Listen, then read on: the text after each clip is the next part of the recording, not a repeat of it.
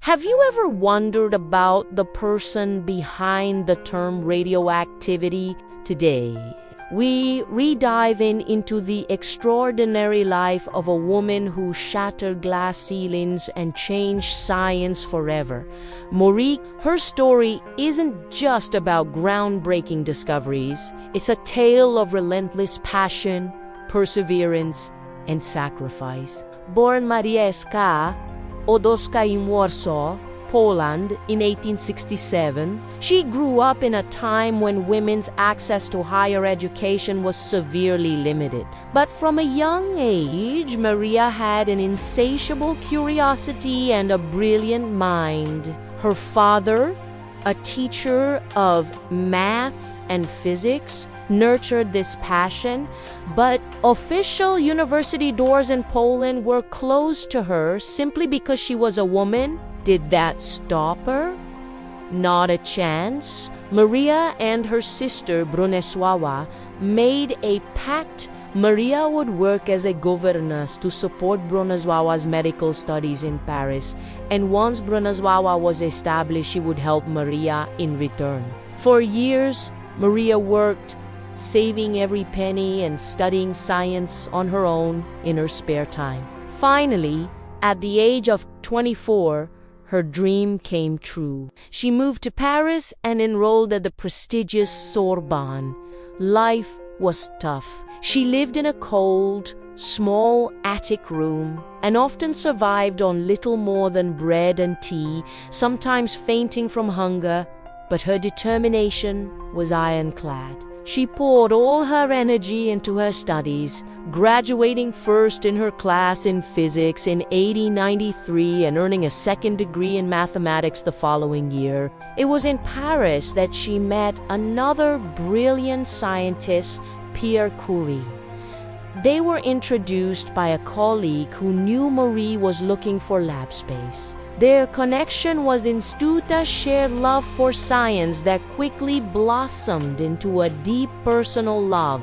They married in 1895, forming one of the most famous scientific partnerships in history. Marie's interest was sparked by the recent discovery of mysterious rays emitted by uranium, a phenomenon discovered by Henry. But while others moved on, Marie decided this would be the subject of her doctoral thesis. This was a bold choice, venturing into a completely new and unknown field, working in a drafty, leaky shed that was little more than a shack. Marie and Pierre began their painstaking work. Using an electrometer developed by Pierre, Marie made a revolutionary discovery. The intensity of the radiation was not affected by chemical changes. It depended only on the amount of uranium present. This led her to a groundbreaking hypothesis. The radiation was coming from the atom itself. This idea would completely upend the long-held belief that atoms were indivisible and unchangeable.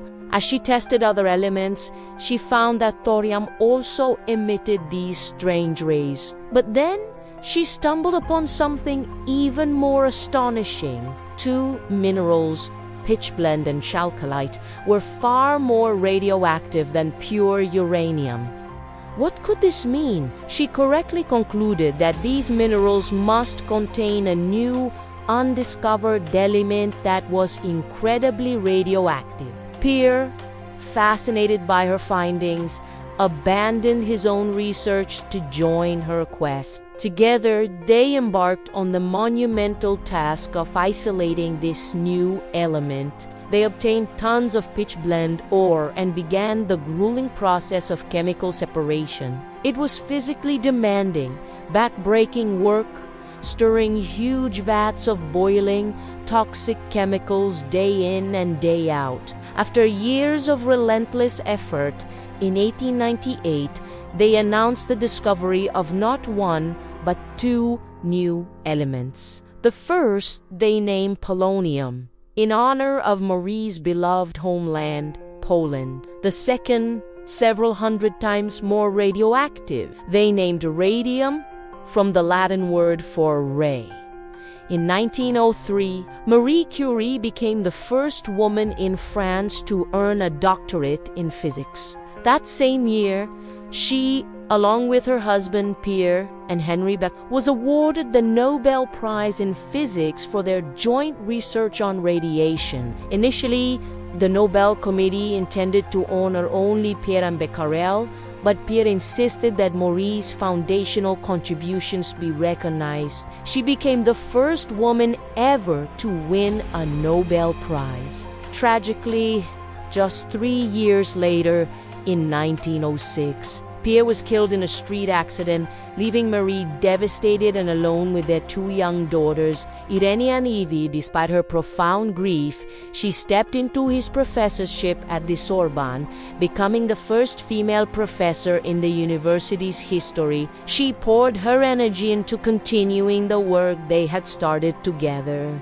In 1911, Marie Curie achieved something no one else had ever done before, or has since.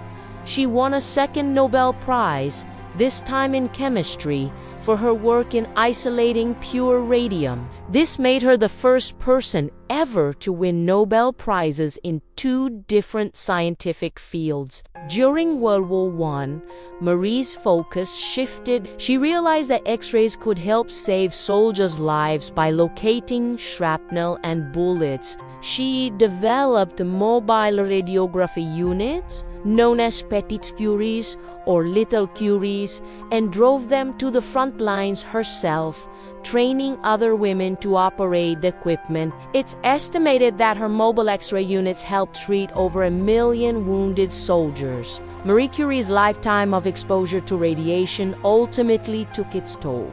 She died in 1934 from aplastic anemia, a condition often caused by radiation. She worked with radioactive materials so extensively that her notebooks from the 1890s are still too radioactive to handle without protective gear. Marie Curie's legacy is immense. She was a pioneer who defied the social and professional barriers of her time. Her discoveries laid the foundation for modern nuclear physics and chemistry and opened up new frontiers in medicine, including cancer treatment. But more than that, she was an inspirational symbol of what passion, curiosity, and sheer willpower can achieve against all odds. Her life reminds us that the pursuit of knowledge is one of the most powerful forces in the world. Thank you so much for